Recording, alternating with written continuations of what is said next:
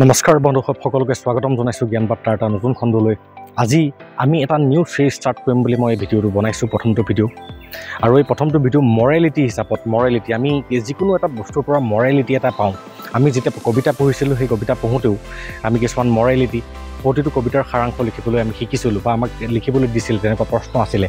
গতিকে এটা কবিতাৰ সাৰাংশ আমি কিয় লিখিবলগীয়া হৈছিলে, আৰু এটা কবিতাৰ সাৰাংশ লিখিবলৈ দি পেলাই তাৰ পৰা আমাক তাৎপৰ্যটো কি আছিলে, যে আমি কবিতাটো ভালকৈ বুজি পাইছোঁ নে নাই, কবিতাটোৰ পৰা যিটো মূল তত্ত্ব, সেই মূল তত্ত্বটো আমি বুজি লৈ আমাৰ জীৱনত আমি সেইটোক এপ্লাই কৰিব পাৰিছোঁ নে নাই।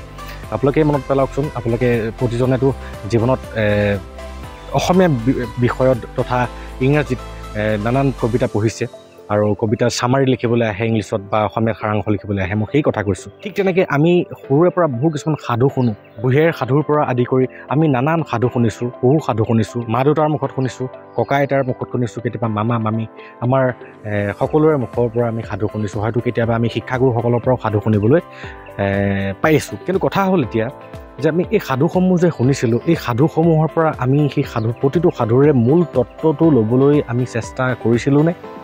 নাই কৰা কেতিয়াও। আমি জাষ্ট আমেজ লৈছিলোঁ, আমোদ লৈছিলোঁ। কেনেকৈ এটা বাঘ বুলি কওঁতে এখন হাবি আমাৰ মনত পৰি গৈছে, এখন হাবি বুলি কওঁতে তাত নানান হৰিণা পৰা আদি কৰি মনতে আমি ইমাজিনেশ্যন কৰিছিলোঁ। গতিকে সাধুৱে আমাৰ ইমাজিনেশ্যন শক্তিটোক বৃদ্ধি কৰে বুলি জ্ঞানী গুণীসকলে কয়। গতিকে সাধু শুনিব লাগে, কিন্তু মূল কথাটো হৈছে যে প্ৰতিটো সাধুৰে কিছুমান তাৎপৰ্য থাকে, বিশেষকৈ আৰৱ দেশৰ সাধুবিলাকৰ বহুত তাৎপৰ্য থাকে। গতিকে এই সাধুসমূহৰ পৰা আমি মৰেলিটি শিক্ষা ল'বৰ কাৰণে চেষ্টা কৰাটো ভাল। অকল সৰুসকলে নহয় বা মোৰ বয়সৰ নহয়, বয়োজ্যেষ্ঠ বৃদ্ধসকলেও এনেকুৱা কিছুমান তত্ত্ব আছে, যি তত্ত্বৰ পৰা বহু কিছুমান জ্ঞান পাবলৈ সক্ষম হয়।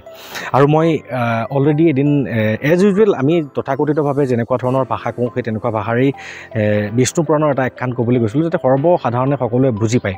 এনেই টান টান শব্দ প্ৰয়োগ কৰি পেলাই মই সেই বক্তৃতাটো দি পেলাই যদিহে কোনো সদাশয় ব্যক্তিয়ে বুজি নাপায়, তেতিয়াহ'লে সেই টান শব্দবিলাক কৈ লাভ নাই। গতিকে সকলোৱে বুজি পোৱাকৈ সাৱলীল নহয়, মানে তথাকথিত ভাষাৰে আমি এজ ইউজুৱেলি যিবিলাক কথা পাতোঁ, সেই তেনেকেই সেই ভিডিঅ'সমূহ দিবলৈ চেষ্টা কৰিছোঁ ফেচবুক মাধ্যমৰ জৰিয়তে। কিন্তু মই ভাবিলোঁ যে মৰেলিটিৰ এই চিৰিজ এটা মই ষ্টাৰ্ট কৰিম, যিটো আমাৰ ইউটিউবৰ জ্ঞান বাৰ্তাত আহিব, আৰু প্ৰতিটো সাধুৰ পৰা যিটো সাৰাংশ অৰ্থাৎ যিটো জ্ঞান বাৰ্তা ওলায়, সেই জ্ঞান বাৰ্তাটো আমি ডিছকাছ কৰিবলৈ চেষ্টা কৰিম। আৰু আশা কৰোঁ দৰ্শক ৰাইজ, মোৰ এই ফেমিলিটোত যিসকল গুণী জ্ঞানী ব্যক্তি আছে, তেওঁলোককো মই অনুৰোধ কৰিছোঁ যে মই প্ৰতিটো তেনেকুৱা টপিকৰ ওপৰত যেতিয়া মই ডিছকাছ কৰি পেলাই সেই তাৰ সাৰাংশটো উপস্থাপন কৰিবলৈ চেষ্টা কৰিম, তেন্তে সেই সাৰাংশটোত যদি কিবা খুঁটি নাটি থাকে, আপোনালোকেও আঙুলিয়াই দিলে আমাৰ দৰ্শকৰ তথা আমাৰ সমাজখনৰ বা বৰ্তমান নৱপ্ৰজন্ম মানে সৰ্বহিতাৰ্থে এই প্ৰচেষ্টাটোত আগবাঢ়িব বিচাৰিছোঁ।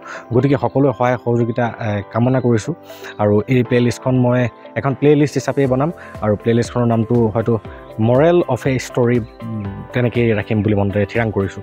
গতিকে আশা কৰোঁ আপোনাৰ বাবে এই প্লে'লিষ্টখন নিশ্চয় ভাল পাব, আৰু এই ভিডিঅ'সমূহক শ্বেয়াৰ কৰিব, চেনেলটোক ছাবস্ক্ৰাইব কৰিব। বহুতখিনি কষ্ট কৰোঁ কেৱল আপোনালোকৰ কাৰণে, বহুখিনি ষ্টাডি কৰি পেলাই আপোনালোকৰ কাৰণে এই তথ্যসমূহ যুগুতাইছোঁ। মই মনে সাজি উলিয়াই অনা নাই। গতিকে আপোনালোকক উপস্থাপন কৰোঁতে আমি বহুতখিনি কষ্ট কৰিবলগীয়া হয়, আৰু এই কষ্টৰ মানে পৰিণামটো যদিহে আপোনালোকে চেনেলটো ছাবস্ক্ৰাইব কৰি পেলাই আমাৰ ভিডিঅ'সমূহক শ্বেয়াৰ কৰে, আৰু আমি এই যাত্ৰাত আমি আগুৱাইব বিচাৰিছোঁ, কিয় সকলোৰে হিতাৰ্থে। গতিকে আপোনালোকসৱে যদি সৰ্বহিতাৰ্থে এই ভিডিঅ'সমূহক প্ৰসাৰ কৰে, তেন্তে আপোনালোকৰ লগতে অন্য দুজনো উপকাৰ সাধন হোৱাটো কামনা কৰোঁ। আৰু মই জানো যে জ্ঞান বাৰ্তাৰ ফেমিলিৰ প্ৰতিজন দৰ্শকেই একোজন চিন্তাশীল ব্যক্তি, আৰু তেওঁলোকে নিজৰ লগতে সমাজৰ বাবেও নিশ্চয় চিন্তা কৰে। ধন্যবাদ, আজিলৈ বিদায় লৈছোঁ।